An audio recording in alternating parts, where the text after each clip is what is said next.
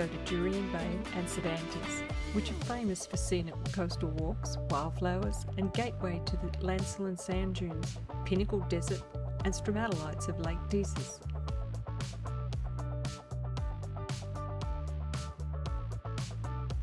Town of Meckering, known for the significant 1968 earthquake. Kalgoorlie, known for gold rush heritage from the 1890s. Then to Kalgoorlie, renowned for gold mining and the iconic Super Pit, one of the largest open-cut gold mines in Australia.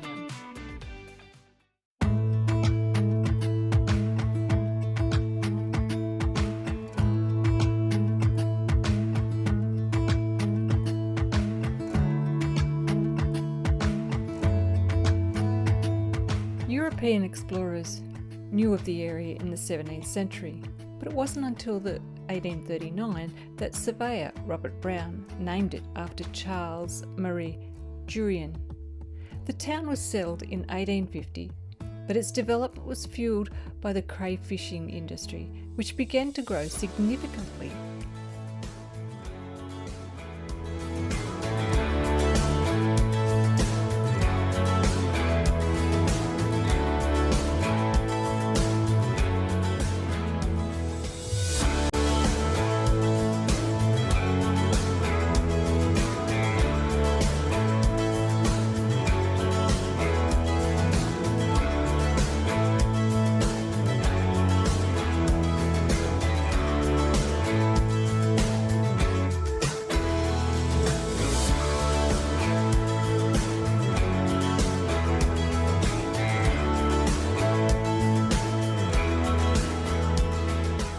One of the drawcards of Cervantes is the lobster shack.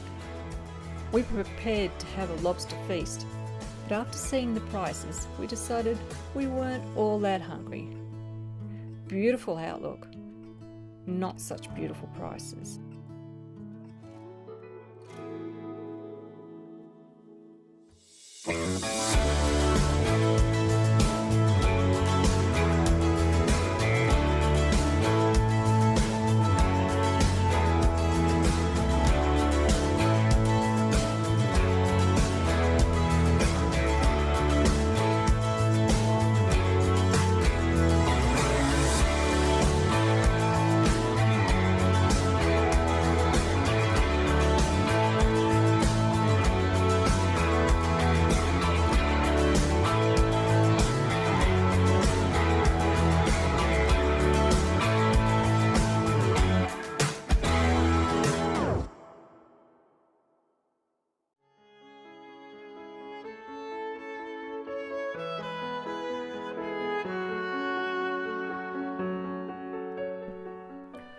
Located near Cervantes in WA, Lake Thetis is the popular tourist attraction alongside the famous Pinnacle Desert.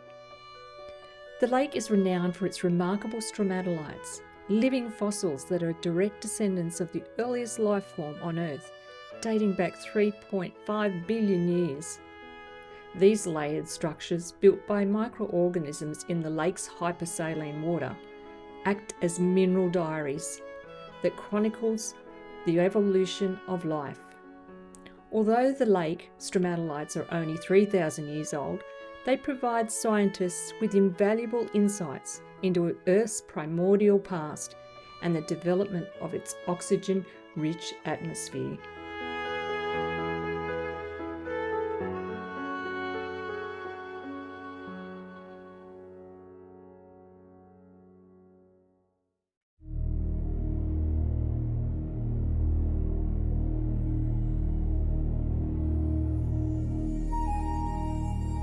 A visit to the Pinnacle Desert in Western Australia is a surreal and unforgettable experience. It's located within the Namberg National Park. As you arrive, the vast expanse of the desert stretches before you, dotted with towering pinnacles that cast long shadows in the morning or late afternoon light. Walking among these formations feels like stepping into a natural sculpture garden, each pillar uniquely shaped by centuries of wind and erosion. Around 500,000 years ago, the area was submerged beneath a shallow sea teeming with marine life. The shells and skeletons of these organisms, rich in calcium carbonate, settled on the ocean floor and eventually formed Tamala limestone, the raw materials of the pinnacles. About 25 to 30,000 years ago, the sea receded, exposing the limestone. Wind-blown sand dunes covered the area, creating a dynamic desert landscape. Seasonal rains began to chemically weather the limestone beneath. Ancient tree roots acted as conduits for groundwater, leading to calcrete formations around them. Wind erosion later exposed these hardened structures to create the ghostly pillars we see today.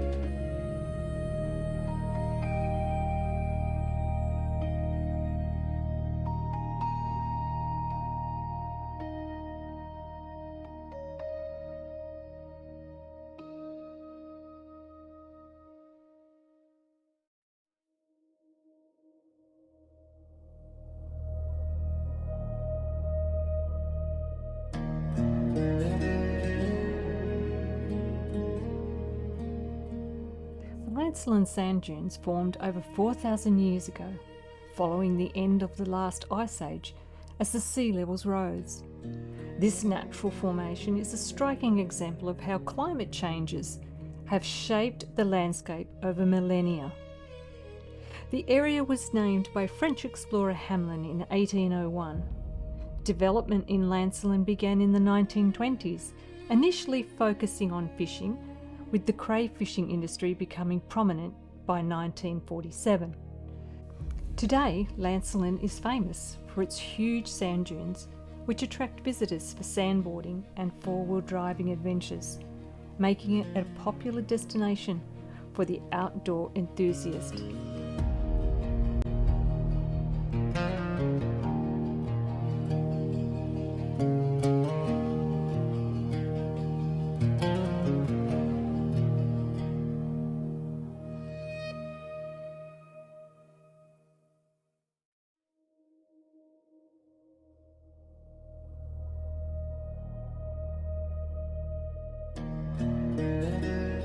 European settlement happened in 1836. It was established on the Avon River at what is now West Today. Due to frequent flooding, the town was moved to its current location in the 1860s. Centred around a convict depot established in 1852, the town was renamed Newcastle in 1860, but reverted to its original name, Tujay, in 1910. Today, it is a historic town which embraces a well-preserved 19th century architecture, a legacy of its convict era.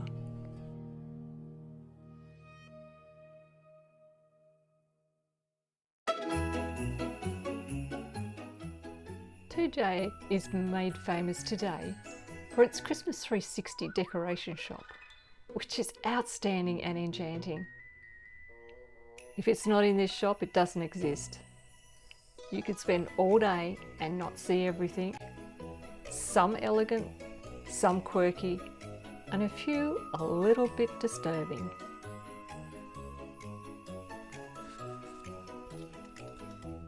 But amazing.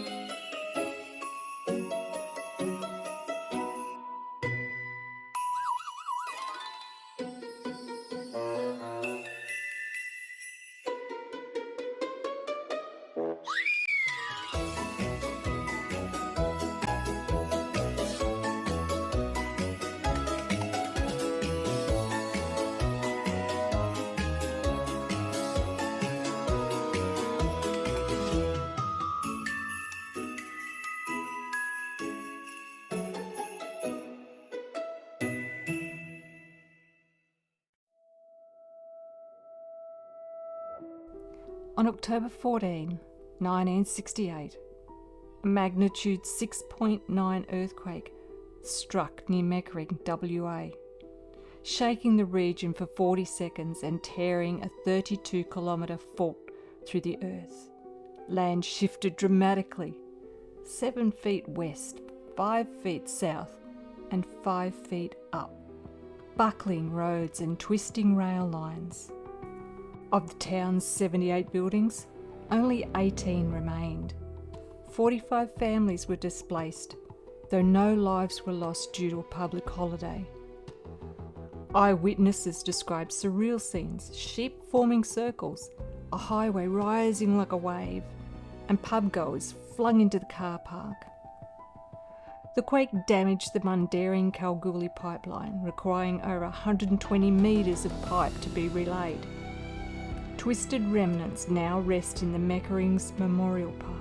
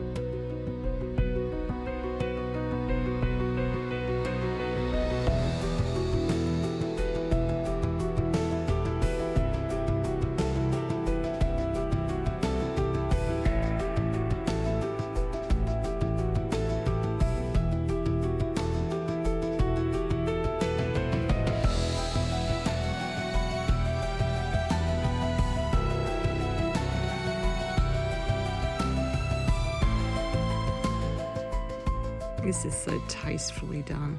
Nothing has been wasted.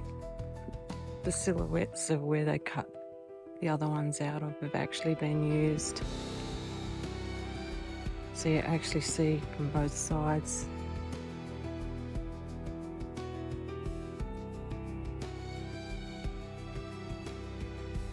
Just so well done. 10 points to this community.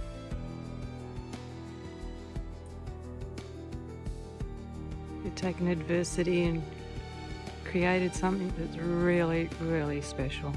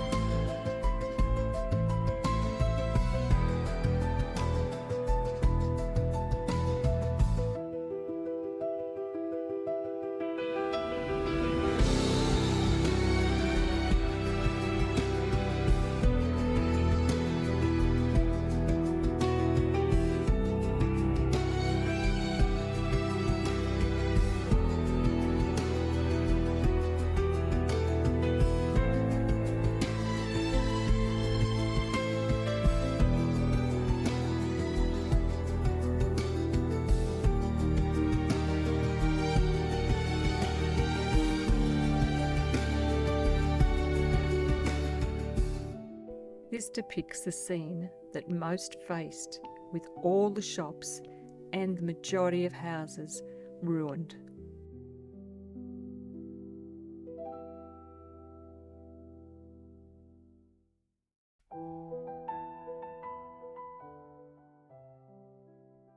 Salisbury House, a 1904 homestead, was flattened, with Alice Schnook, 9 months pregnant, and her toddler Debbie inside. Alice rescued Debbie from the rubble. As the birds began to sing, Debbie whispered, "Birdie, birdie, birdie." Graham Schnook was stranded in the paddocks by a fault line. navigated broken ground to reach his family.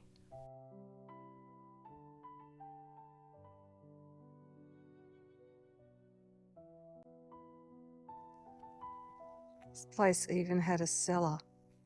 It was such a big home.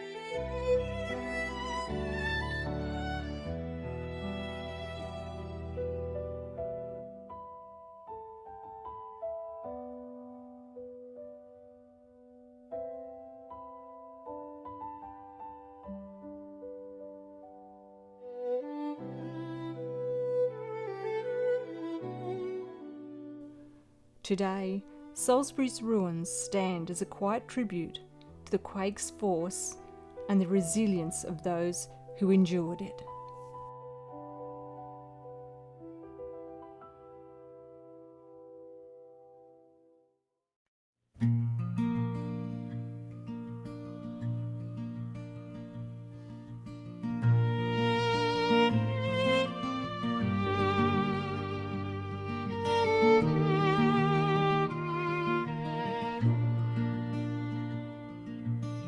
I walk the line where the real one's shown, through weeds that whisper and win. The timbers creak like tired bones of a past we left behind. The ticket booth is empty now, its windows cracked and gray, and echoes ride the ghost of trains that faded far away. Oh, the station sleeps alone, where no more whistles moan. The platform waits in vain for footsteps long since gone.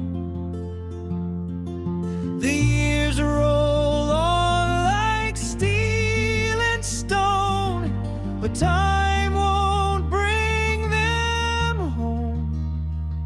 Now the station sleeps alone.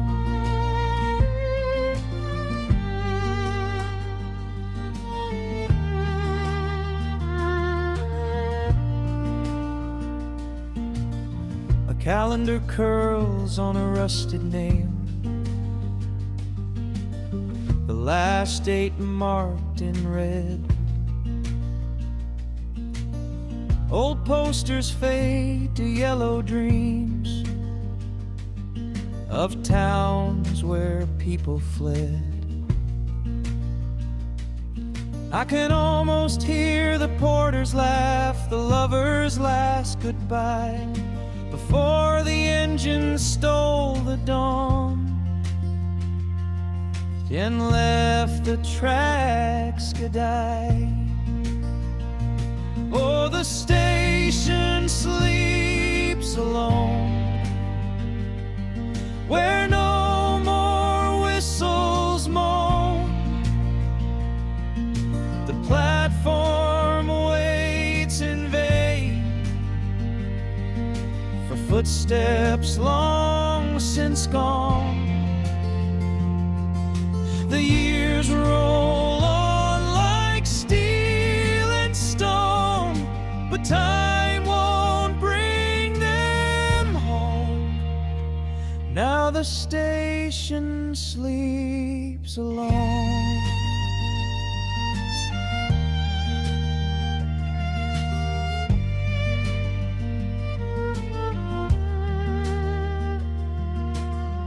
maybe somewhere down the line, a new song softly plays. But here the silence keeps the time of the yesterday's parade. Oh, the station sleeps alone, where no more voices roam.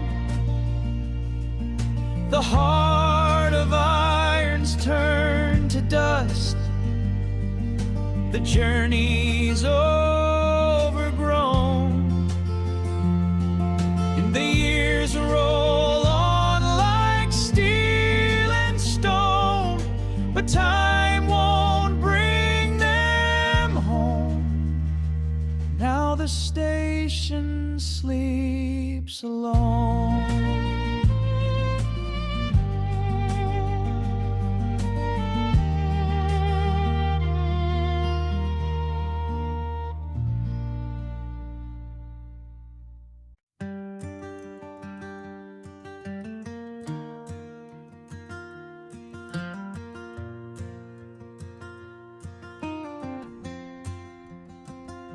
Statter of golden light on a red dust street, whispers of fortune beneath my feet. From Mount Charlotte's shining crown, a golden dream built this town. 89 and 3, the rush began, a shimmer of gold in a miner's hand. From barren sand to bustling lane, Kalgoorlie's name forever gained.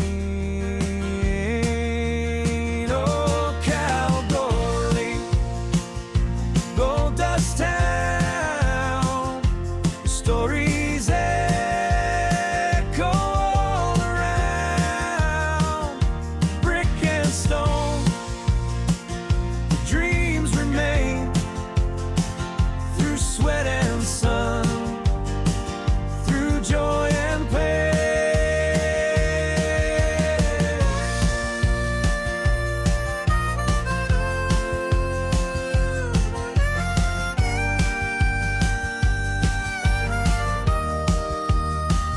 Verandas lined with iron lace, history written on every face. Federation halls and old hotel lights, still glowing softly through desert nights. High ceilings catch the summer's heat, Victorian charm on every street. Parapets watch from days gone by, as gold dust drifts into the sky. Oh, Kalgoorlie, gold dust town, your spirit shines, won't be torn down. The past still hums through every wall.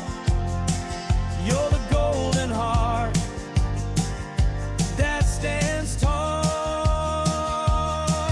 From the miners' dreams to the streets so grand, to the echoes carved in this desert land. Every brick, every breath, every stone tells of the hearts that made you their home. Kalgoorlie, gold dust town, still you go.